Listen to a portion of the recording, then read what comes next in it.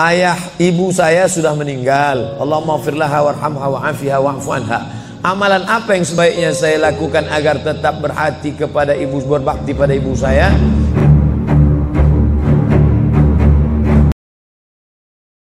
Ibu saya semoga masuk surga, amin. Yang pertama doa. Apa doanya? Rabbil firli wali walidayya warhamhuma kama rabbayani saghira. Allahumma ighfir laha warhamha wa'afiha wa'fu anha. Ya enggak bisa bahasa Arab Pak Ustaz, bahasa Indonesia. Ya Allah, jauhkan emakku dari neraka jahanam, berikan dia kebaikan, jadikan kuburnya salah satu dari taman surgamu, jangan jadikan kuburnya salah satu lubang nerakamu, berikan dia ketenangan ya Allah, ampunkan segala silap salah dosanya ya Allah. Yang pertama. Yang kedua, baca Quran. Wa in khatimul Quran, yang paling afdal dibaca khatam Quran, satu khatam. Untuk almarhumah emakku, aku hadiahkan pahala bacaan Quran sekhatam. Kalau tidak bisa satu khatam, bacakan Yasin, hatinya Quran. Kalau tidak baca Yasin, jurus terakhir Ummul Quran Al-Fatihah. Al-Fatihah pun tak bisa, mati aja lah. Yang ketiga, sedekah. Saat sayang betul dengan emaknya, lalu emaknya meninggal dunia, dia datang melapor kepada Nabi, ya Rasulullah, ummi matat, emakku sudah meninggal dunia, apa atasaddaqu anha, kalau aku bersedekah, apakah sedekahnya sampai ke almarhumah emakku? Kata Nabi, tasaddaq, bersedekahlah. Ayyu sadaqatu afdal, apa sedekah yang paling afdal? Kata Nabi, saqiyul ma', memberi air minum. Yang paling afdal adalah memberi air minum, karena di jazirah Arab susah membuat sumur bor, sedekah air minum. Tapi di Bekasi jangan lagi sedekah air, karena masjid kita sudah diapit 2 danau. Sampai-sampai nama masjid ini pun Masjid Al-Danau, Al-Kolam, diapit 2 kolam. Nah, oleh sebab itu jangan lagi sedekah air. Sedekah apa? Sedekah AC, sedekah kipas angin, sedekah mikrofon, sedekah kamera, sedekah CCTV. Maka insya Allah mengalir pada almarhumah. Yang pertama doa, yang kedua baca Quran, yang ketiga sedekah, yang keempat kurban.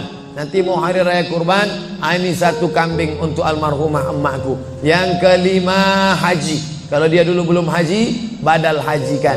Yang keenam puasa. Mana tahu dulu ada puasanya tinggal, kita laksanakan puasa. Man mata, siapa yang mati, wa alaihi siyamun, punya utang puasa, soma'an huwa liyuhu, maka ahli warisnya melaksanakan puasa untuknya. Bolehkah di sujud akhir kita berdoa dengan doa yang ada dalam Quran? Aqrabu ma yakunul abdu min rabbihi wa huwa sajid. Seorang hamba paling dekat dengan Allah bukan di Makkah. Saya merasa dekat betul dengan Allah ketika di Ka'bah Pak Ustaz. Lalu bagaimana dengan orang miskin yang tak punya duit untuk ke Makkah? Maka orang paling dekat dengan Allah wa huwa sajid, waktu sujud terakhir. Fa'akthiru fihi du'a, perbanyaklah doa di sujud terakhir, tapi jangan bahasa Indonesia. Karena kalau dia ucapkan ya Allah tolong aku, batal salatnya. Pakai bahasa Arab. Kalau nggak bisa bahasa Arab, dalam hati saja. Berapa lama sujud terakhir itu? Sampai Sayyidatuna Aisyah mencubit tangan Nabi dari balik kain. Selesai sholat Nabi tanya, Aisyah, kenapa kau cubit tanganku tadi? Kata Aisyah, kusangka kau sudah sakratul maut ya Rasulullah. Saking panjangnya doa Nabi. Sementara kita yang belum ada apa-apanya, yang status belum jelas, cepat betul sujudnya, macam stempel kertas. Kenapa cepat betul sujud? Sujudlah lama. Bagus sujud lama, membantu turunnya darah menyembur dari jantung ke otak. Karena kalau oksigen kurang bisa kena stroke ringan. Sujud lama-lama, bernapas, jangan tahan napas, bernapas. Itu maka karpet jangan bau. Itu maka tak boleh tidur telungkup di masjid. Tidur telungkup ngences pas tempat orang sujud. Bangkit sujud pitam pingsan mak. Nah, ini penting. Lalu kemudian kalau dibaca dalam doa sujud itu ayat Quran boleh? Tak boleh. Karena Quran itu tinggi, sedangkan sujud itu rendah. Tak boleh yang tinggi diletakkan di rendah. Tapi kalau doa boleh. Begitu juga dengan perempuan halangan, tak boleh baca Quran. Tapi kalau ayat Quran itu doa boleh. Contoh, Subhanalladzi sakhkhara lana hadza wa ma kunna lahu muqrinin wa inna ila rabbina lamunqalibun. Itu kan ayat Quran. Tapi ketika dibaca naik kendaraan Boleh. Maka kalau ayat Quran bunyinya doa boleh. Mana? Rabbana atina fid dunya hasanah wa fil akhirati hasanah wa qina adzabannar. Itu doa, boleh dibaca. Saya seorang kepala rumah tangga, tinggal di rumah milik mertua. Sebagai kepala rumah tangga, apakah saya belum menunaikan kewajiban sebagai suami untuk membeli rumah tinggal buat keluarga? Ada ideal, ada darurat. Idealnya kau punya rumah, karena kewajibanmu hai kepala rumah tangga laki-laki ada 5. Kasih makan, kasih pakaian, kasih tempat tinggal, kasih pendidikan, kasih perhatian. Itulah kewajibanmu sebagai laki-laki. Beri makan, beri pakaian, beri tempat tinggal, beri pendidikan, beri perhatian anak dan istrimu. Tapi kalau kau tidak bisa, maka mertuamu baik, maka tinggallah di sana. Ya tidak apa-apa. Cuman kita tahu bagaimana bersikap sebagai seorang menantu, bagaimana dengan saudara-saudara ipar, bagaimana dengan mertua. Nah ini kebetulan mertuanya baik. Alhamdulillah, bersyukurlah bapak-bapak yang dapat mertua baik. Persiapan apa yang diperlukan dalam memasuki umur 40 tahun? Enggak ada nunggu 40. Karena malaikat datang tak nunggu 40. Anak muda hafal 29 juz, tinggal 1 juz lagi, mandi di sungai terpeleset batu, mati. Anak muda. Orang tua sudah 70 tahun diponis dokter mati. Saya sudah diponis dokter katanya 3 bulan Pak Ustadz. Sudah berapa bulan Pak? Udah tahun setengah, enggak mati-mati. Jangan terlalu yakin dan percaya kepada kata manusia. Tapi saya tetap berobat ke dokter, saya tetap berobat ke rumah sakit. Tapi masalah keimanan, maka itu yang di atas. Innama amruhu idza arada syai'an ayakula lahu kun. Kalau sudah berumur 40, hati tak juga terbuka, tak juga tobat, tak juga insaf, na'udzubillah, dikhawatirkan tertutup pintu hati. Musibah bukan sakit, musibah bukan miskin, musibah tertutup pintu hati. Khatamallahu ala qulubihim wa ala sam'ihim wa ala absarihim. Makin tua makin menjadi-jadi, tak sholat, tak puasa, tak berzakat, akhirnya mati dalam keadaan sakau, mati dalam keadaan dilokalisasi. Sudah jelas umur 70 tahun tetap juga mau berzina, nafsu ada, tenaga tak ada, dimakan Viagra 1 botol. Sama macam kap 70 diisi minyak pesawat, meletup, bam, mati. Bagaimana hukumnya kalau sedang sa'i baca Mars, Banser dan membacakan teks Pancasila yang videonya sekarang sedang viral? Ini memancing saya supaya orang bully saya aja. Saya dibully orang itu biasa, tak masalah. Cuman saya kasihan jamaah. Tolonglah Ustaz, jangan kontroversial lagi, capek kami dibully ini. Nah, jamaah ini tak tahan, kasihan saya dengan jamaah. Jadi dalam masalah ini saya mengutip jawaban dari Kiai Nahdlatul Ulama yang sudah share membuat tulisan tentang beberapa terkait masalah membaca. Balik sajalah kepada zikir yang maksur yang diajarkan Nabi Muhammad sallallahu alaihi wasallam. Mau nanya Pak Ustaz, kita hidup untuk apa dan mati untuk siapa? Itulah yang sudah dibahas tadi.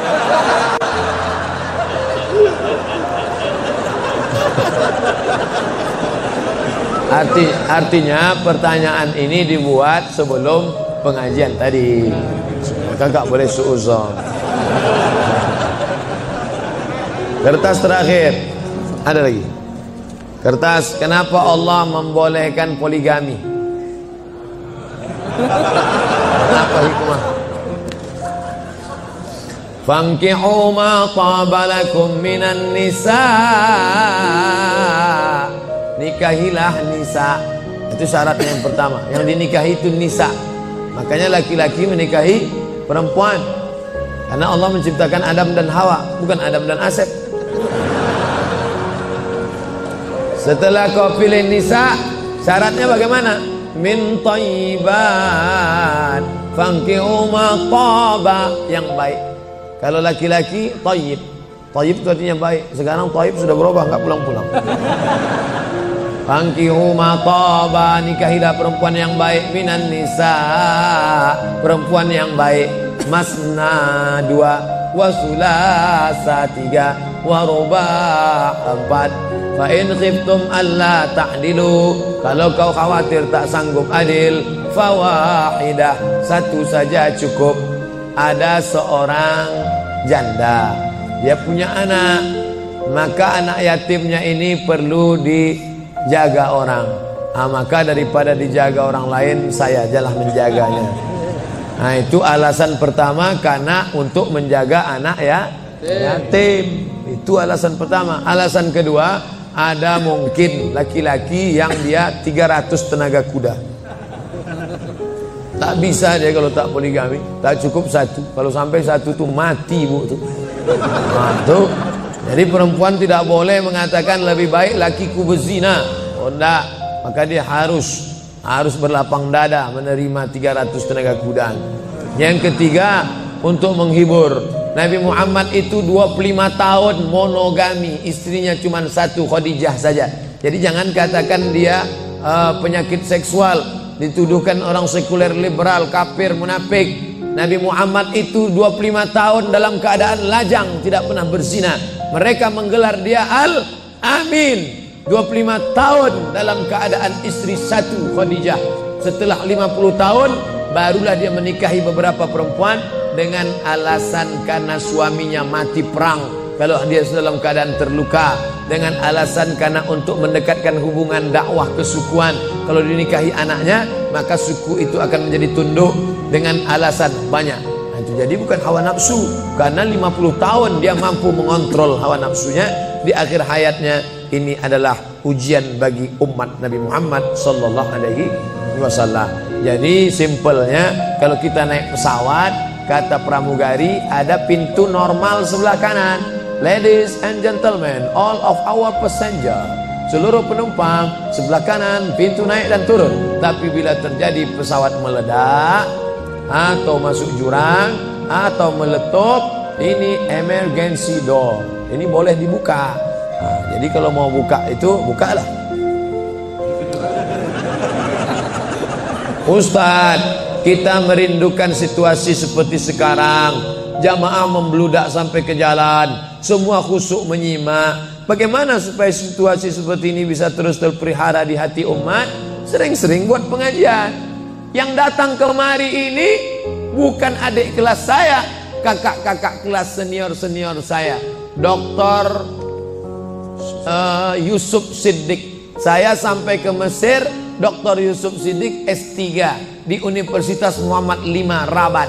Saya S2, beliau sudah hampir doktor. Senior saya, dosen di Libya, universitas punya Saudi Arabia, cabangnya di Jakarta, cabang Imam Muhammad bin Saud, mengajar di sini. Senior saya, Ustadz Ali Junifar.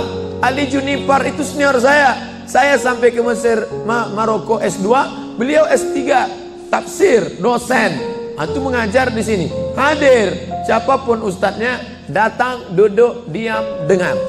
Ngantuk-ngantuk dikit, Allah mengampuni insya Allah. Tapi jamaah tak ada yang. Kadang saya baru ceramah 15 menit, jamaah udah melihat lantai.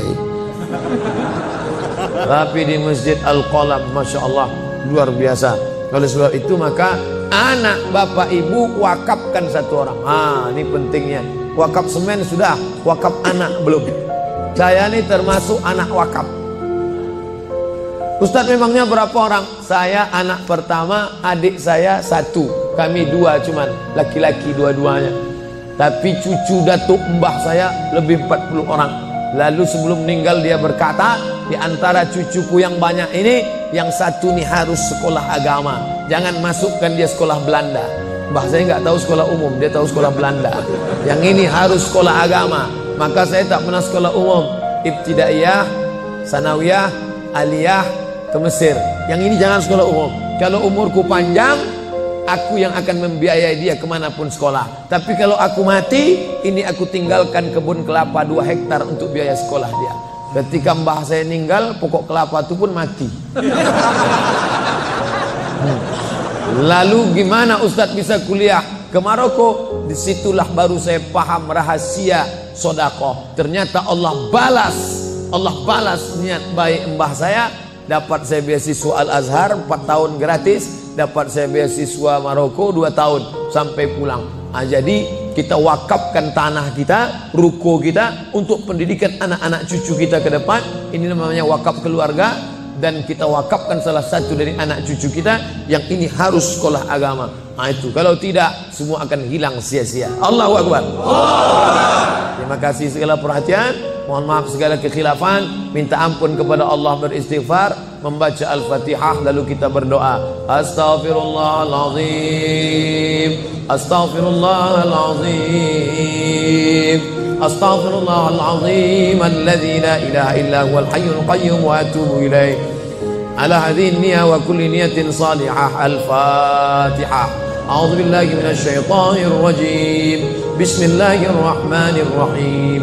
Alhamdulillahi rabbil alamin. Ar-Rahmanir Rahim. Maliki yaumiddin. Iyyaka na'budu wa iyyaka nasta'in. Ihdinas siratal mustaqim. Siratal ladzina an'amta 'alaihim ghairil maghdubi 'alaihim waladdallin. Amin. Allahumma inna nas'aluka salamatan fid din. Berikan kami keselamatan dalam akidah agama anak-anak kami ya Allah. Wa afiatan fil jasad. Sehatkan badan kami supaya kami beribadah dengan baik ya Allah. Wa ziyadatan fil ilm. Tambahkan ilmu kami supaya benar ibadah kami, jauh daripada bid'ah ya Allah. Wa barakatan fir rizq. Berikan berkah rezeki kami supaya bisa kami membangun masjid, berinfak, berzakat, bersedekah ya Allah. Wa taubatan qablal maut. Beri kami taubat sebelum mati ya Allah. Wa rahmatan indal maut. Curahkan rahmat ketika kami menghadapi mati ya Allah. Wa maghfiratan ba'dal maut. Berikan ampunan sesudah mati ya Allah. Allahumma hawwin alaina fi sakaratil maut.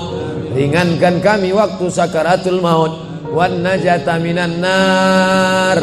Selamat dari api neraka. Wal afwa indal hisab. Maafkan ketika amal kami dihisab. Allahumma akhtim lana bi husnil khatimah wa la takhtim alaina bi su'il khatimah. Rabbana atina fid dunya hasanah wa fil akhirati hasanah wa qina adzaban nar. Wa sallallahu ala sayyidina Muhammad wa ala alihi wa sahbihi wasallam walhamdulillahi rabbil alamin.